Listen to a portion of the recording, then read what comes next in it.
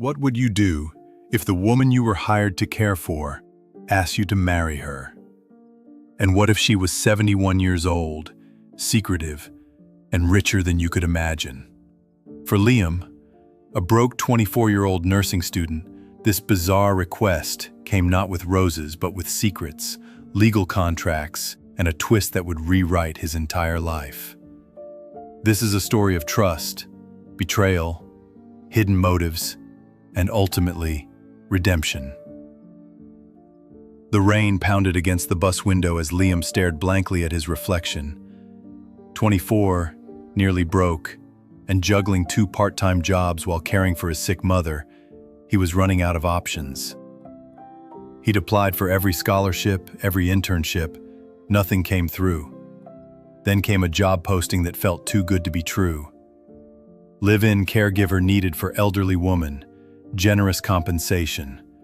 No prior experience required. Discretion a must. It almost screamed red flag, but desperate times. He clicked apply. 2 days later, he got a call from a private number.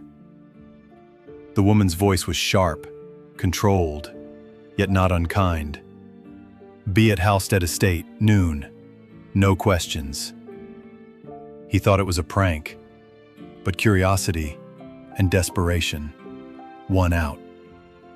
The Halstead Estate stood like a relic of old money. Massive stone walls, wrought iron gates, ivy-cloaked balconies. Inside, Liam was met by a sharply dressed butler named Roland, who guided him to a sunlit room filled with antique furniture and the faint scent of jasmine. There she was, Vivian Halstead. Elegant, regal. 71 years old, but carried herself like a retired queen. Pearl earrings, a silk scarf in Halstead blue, and eyes like glass. Clear, sharp, unreadable. "You're Liam," she said. "Sit. No small talk, no warmth, just command." She didn't ask about his experience. Instead, "Do you believe people deserve second chances?" He hesitated. I think everyone makes mistakes. Wrong answer. People don't deserve chances. They earn them." Confused, he tried to recover. "Then maybe that's why I'm here, to earn one." A long silence. She handed him a thick contract, already signed. 6 months, high pay. No visitors, total confidentiality. He signed. The estate was quiet, almost too quiet. Staff moved like shadows. Meals were prepared with surgical precision. Liam's job was simple. Administer meds, ensure Vivian's safety, and accompany her on walks around the grounds. And listen. She talked a lot, but only about the past. She told him of growing up in France, her time in New York's fashion scene, her love for a man named Harold, who died under tragic circumstances. Liam asked gently one day, "Was Harold your husband?" She sipped her tea. "No, but he was everything that mattered, and everything I lost." The room fell silent. On a rainy Thursday morning, Vivian sat Liam down at breakfast. Her tone was formal. "I have a proposition." He braced. "I want you to marry me." His fork clattered against the plate. "You what?" "Legally, publicly. There will be a contract, compensation, and inheritance arrangements." He blinked. "Why?" "Because I need protection from people who only come around when they smell the will ink drying. And because I need someone not in my world." He laughed nervously. "I'm a student, a caregiver. I don't belong in this world." "That's precisely why." That night, Liam visited his mom in the small hospice home. She was thin, but her mind was sharp. When he explained the offer, she didn't blink. Is she dangerous? I don't think so. Just guarded. Hurt, maybe. His mother touched his hand. Then maybe you can help her. And yourself. A week later, they were married in a quiet, civil ceremony. No family, just Roland and a notary. Vivienne wore gray cashmere. Liam wore a rented suit. The paperwork was thick. Clauses, trusts, conditions. But he signed. The tabloids caught wind. Young man weds aging heiress. Gold digger or guardian angel? Vivienne laughed when she saw the headline. Let them think what they want. It keeps them distracted. Liam, however, started to wonder. After the wedding, things changed. Doors were now locked. Staff avoided him. Vivienne grew cold, paranoid. One night, he overheard Roland speaking with someone on the phone. He doesn't know yet. She hasn't told him. Told me what? Liam whispered. While dusting the library, Liam noticed a panel slightly ajar. Behind it, an old iron key. It unlocked a basement room behind the wine cellar. Inside, files, photos, letters, medical records.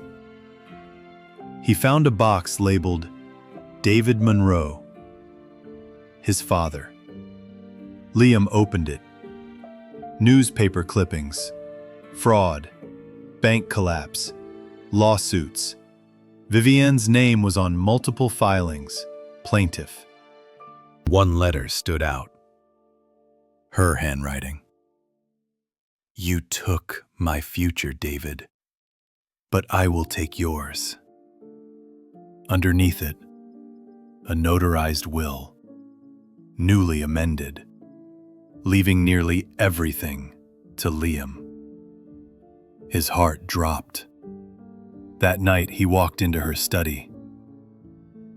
You knew my father. She looked up slowly. I did. And you hated him. I did.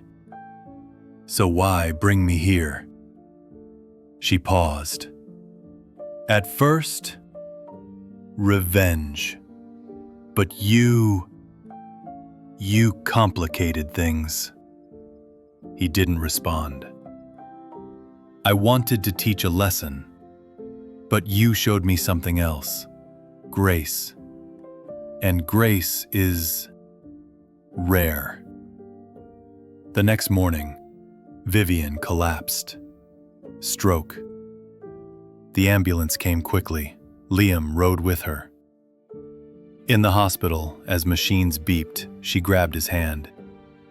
I chose you for the wrong reason, but maybe you stayed for the right one. She survived, but was never the same. During recovery, Vivienne made sweeping changes. She cut ties with old lawyers, donated to charities. She even apologized. To Roland, to Liam, to herself. They spent evenings in the garden, her voice thinner now. I spent 40 years angry. You gave me peace in 6 months. When she passed quietly one night, Liam didn't cry. Not immediately. He just sat beside her, holding the hand of the woman who had once planned to ruin him, and instead saved herself. Weeks later, Liam returned to the estate.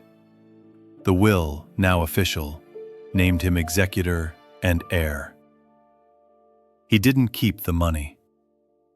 He used it to create the Halstead Center, a nonprofit for elder care and mental health, offering resources to both patients and families.